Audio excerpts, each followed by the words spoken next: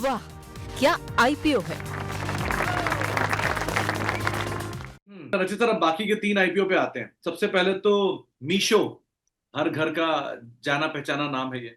इसका आईपीओ आज in fact second day है। ये 3 से लेके 5 सितंबर दिसंबर के बीच में खुला रहेगा। 3.5 गुना ये आईपीओ ऑलरेडी सब्सक्राइब हो चुका है। इसका जो प्राइस बैंड है वो करीब 105 से 111 रुपए पर शेयर के आसपास है। ये पार्शियल ओएफएस है और पार्शियल फ्रेश इशू है। 5,421 करोड़ रुपए का टोटल आईपीओ है, जिसमें 4-4.5 हजार करोड़ रुपए के आसपास जो फंड है वो फ्रेश इशू है और बाकी ओएफएस का हिस्सा है। सो आप क्या इस पे टिप्पणी करना चाहोगे?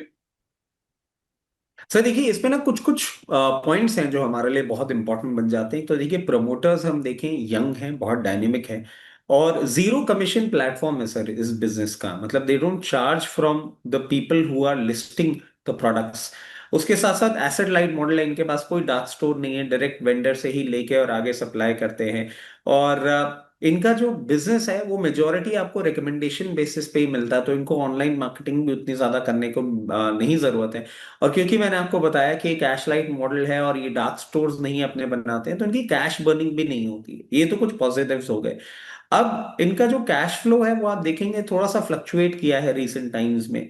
और प्राइस सेंसिटिव मार्केट है sir, it is very easy. मतलब आप देखें ये ब्रांड रॉयल्टी बोल के कुछ नहीं है स्पेस में, सब प्राइस सेंसिटिविटी है, तो वो कंपटीशन को एनहांस और करती है।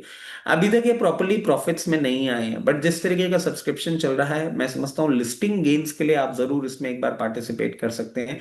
कंपनी प्रॉमिसिंग लग रही है, बट क्या ये मीडियम टू लॉन्ग टर्म भी उसी तरीके से परफॉर्म करेगी, it will be too early for us to से।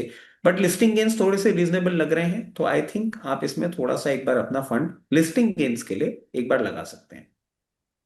ओके, दूसरे नाम पर आते हैं, वो है एकस मैनेजमेंट को। आपने शायद सुना भी था उस दिन जब हम लोग बात कर रहे थे। कंपनी एविएशन रिलेटेड स्टफ में है। 3 से लेके 5 दिसंबर के बीच में आईपीओ खुला रहेगा और दोपहर 12 बजे तक ये करीब 6 साढ़े 6 गुना आईपीओ सब्सक्राइब भी हो चुका है।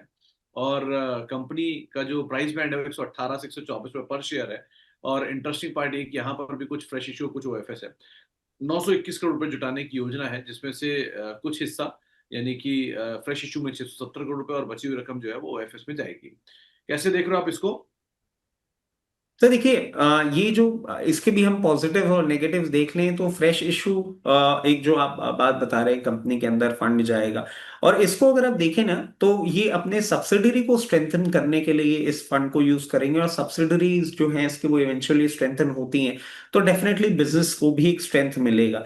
इसमें सर नेगेटिव बोल के हमको कुछ बहुत ज्यादा देखने को नहीं मिला, बट इनका एरोस्पेस बिजनेस का कंसंट्रेशन अराउंड 75% का है।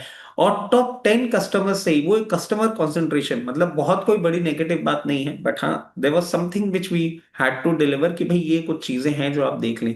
मैं समझता हूं इसको भी आप लिस्टिंग गेन्स के लिए डेफिनेटली अप्लाई कर सकते हैं।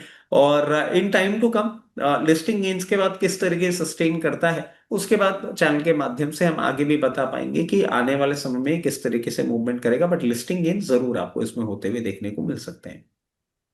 ओके, अब तीसरे आईपीओ पे आते हैं, वो है विद्या वायर का। ये वायरिंग बिजनेस के अंदर है। ये आईपीओ भी आज दूसरा दिन है और अब से लेके 5 तारीख तक, मतलब 3 से 5 के बीच में आईपीओ खुला रहेगा। और आईपीओ के सब्सक्रिप्शन का नंबर भी बेटर है, करीब करीब 5 गुना सब्सक्राइब हो चुका है अब तक। और कंपनी का जो प्राइस बैंड है वो छोटा है, तो करीब करीब 48 से 52 रुपए पर शेयर का प्राइस बैंड है। और जो आईपीओ की फंड रेजिंग है वो भी छोटी है, करीब 300 करोड़ रुपए का इसमें टोटल आईपीओ है। इसमें से 75% हिस्सा फ्रेश इशू है और करीब करीब जो 25% हिस्सा है वो ओएफएस की तरफ जा रहा है। कैसे रीड कर रहे हो आप इसे? सर देखिए, मैं समझता हूँ इन तीनों आईपीओ में अगर कोई एक ऐसा आईपीओ है जिसको हम बोल सकते हैं कि आप मीडियम टू लॉन्ग टर्म के लिए भी फोकस कर सकते हैं, वो यही होगा। प्रमोटर्स एक्सपीरियंस्ड हैं और वाइंडिंग और कंडक्टिव सिस्टम्स बनाते हैं। ये वाइंडिंग में इनका सर ये मार्केट लीडर्स हैं। तो ये एक देखने वाली बात है, वाइंडिंग मोटर वाइंडिंग्स और वो पूरा जो एक वाइंडिंग वायर्स होते हैं उसमें इनका बहुत स्ट्रॉन्ग प्रेजेंस है। प्रॉफिट मेकिंग कंपनी है और डेट बहुत कम है। कैपेसिटी डबल करने जा रहे हैं सर, तो कैपेक्स जो कैपेसिटी डबल करेंगे उसका भी रेवेन्यू में आपको एक फर्क देखने को मिलेगा। वैल्यूएशन अट्रैक्टिव है। नेगेटिव इसमें कुछ ज्यादा देखने को नहीं मिला, बट हाँ क्योंकि कॉपर वायर, तो कॉपर प्राइस वॉलेटिलिटी को अगर कभी इनको प्रॉब्लम आती है तो वो एक प्रॉब्लम आ सकती है। Otherwise there is no reason for us to believe कि कोई प्रॉब्लम इसमें होनी नहीं चाहिए। अगर आप लिस्टिंग गेन्स के लिए भी इसमें देख रहे हैं तो डेफिनेटली मैं कहूंगा you should put your money. और अगर आप मीडियम टू लॉन्ग टर्म भी देखते हैं तो हाँ, एक अच्छा प्रोपोजिशन दिखता है, बिल्कुल इसमें आप पैसे लगा सकते हैं।